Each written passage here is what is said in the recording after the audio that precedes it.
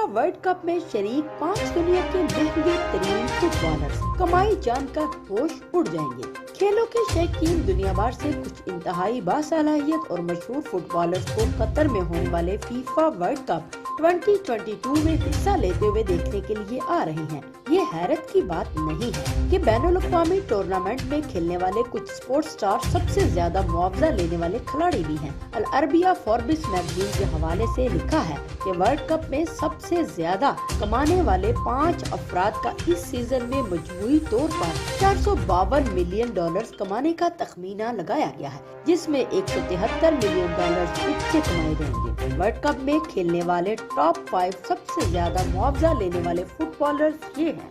अब बात करते हैं पुर्तगाल की कौमी टीम के कप्तान क्रिस्टियानो रोनाल्डो की। रोनाल्डो ने मैदान में $40 मिलियन और मैदान से बाहर $60 मिलियन कमाए। सिर्फ इस सीजन में इनकी मजमूई आमदनी का तखमीना $100 मिलियन है। रोनाल्डो ने 5 बिलियन DR अवार्ड्स और 4 यूरोपीय गोल्डन शूज जीते हैं, जो किसी भी यूरोपीय खिलाड़ी के लिए सबसे ज्यादा है।